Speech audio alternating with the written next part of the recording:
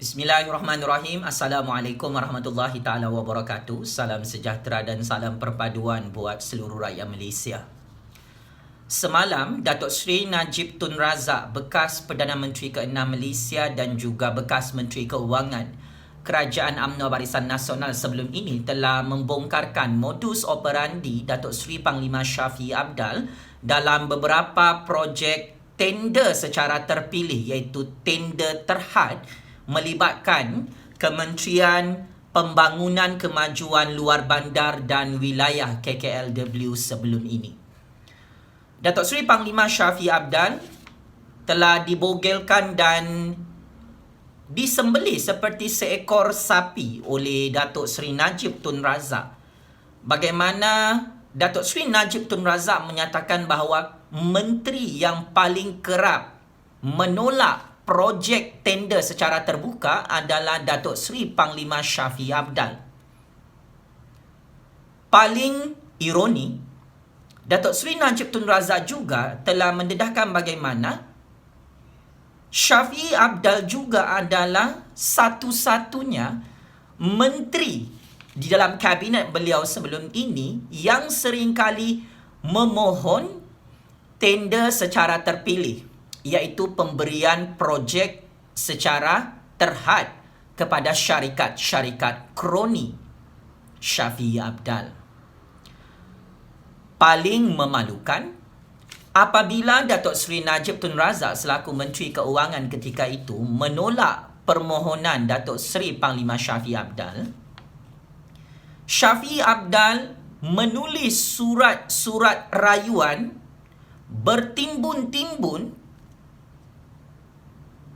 di Pejabat Kementerian Keuangan di Putrajaya untuk beberapa projek besar diberikan tanpa ada tender terbuka, diberikan secara terus, diberikan kelulusan segera kepada syarikat-syarikat kroni beliau. Maka Najib Razak menganggap Datuk Seri Panglima Shafie Apdal adalah satu-satunya menteri yang tidak ada kemaluan. Ada batang kemaluankah? Wahai calon Perdana Menteri ke-9 Tun Dr. Mahathir yang syok sendiri, yang hanya mempunyai 14 kerusi parlimen. Shafie Apdal tidak ada kemaluan menulis surat-surat rayuan setelah permohonan tender secara terpilih itu ditolak oleh Datuk Seri Najib Tun Razak. Surat-surat permohonan dan surat-surat tender rayuan yang paling banyak di pejabat Datuk Seri Najib Tun Razak adalah Shafie Apdal. Maka apabila rayuan dan permohonan Shafie Apdal untuk projek-projek secara terpilih bagi kroni-kroni beliau ditolak oleh Datuk Seri Najib Tun Razak, maka apalagi Shafie Apdal bengang dengan Datuk Seri Najib Tun Razak, dia pun mengamuk serta merajuk. Ada dua bukti surat rayuan untuk projek tender secara terpilih, iaitu tender secara terhad.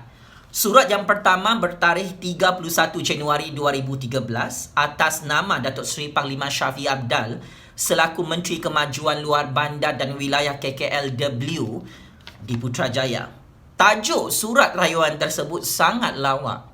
Rayuan tender terpilih bagi projek laluan alternatif menghubungkan Parit Jalil dan Bakau Condong, Batu Pahat, Johor. Inilah modus operandi Datuk Seri Panglima Shafie Apdal. Kenapa dia boleh membeli rumah mahal di tengah-tengah Kuala Lumpur? Dianggarkan harga rumah banglo dia tu 13 juta ringgit Malaysia sehingga 15 juta ringgit Malaysia.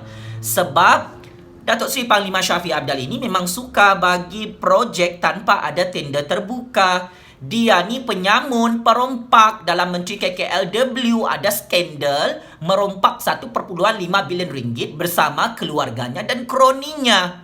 Sebab itu kenapa Datuk Seri Panglima Shafie Apdal telah mengukuhkan pembuktian selama ini penghujaan saya bahawa dia memang suka memohon projek-projek secara tertutup, projek secara terus tanpa ada tender terbuka.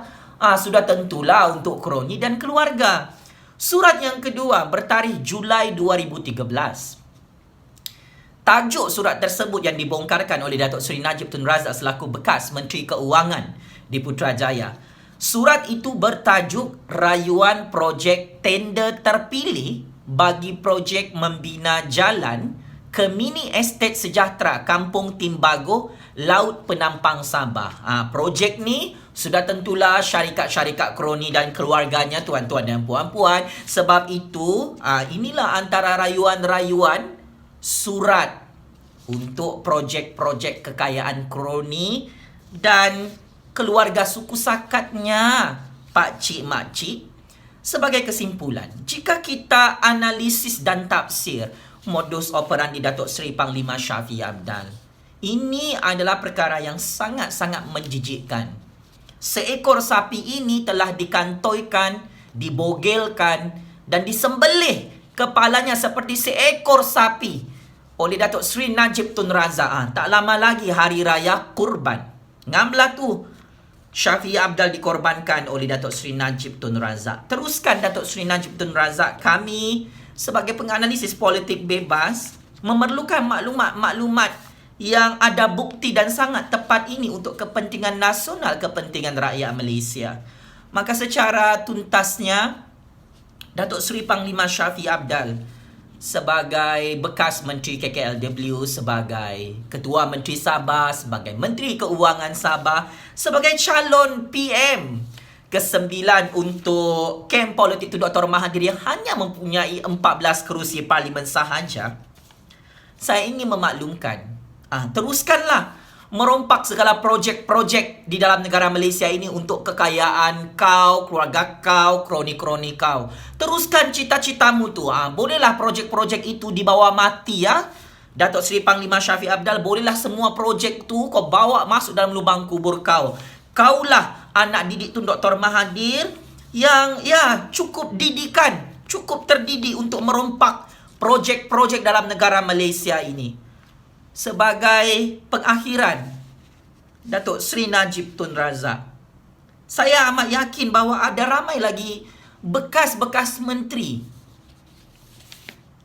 perompak yang anda kenal.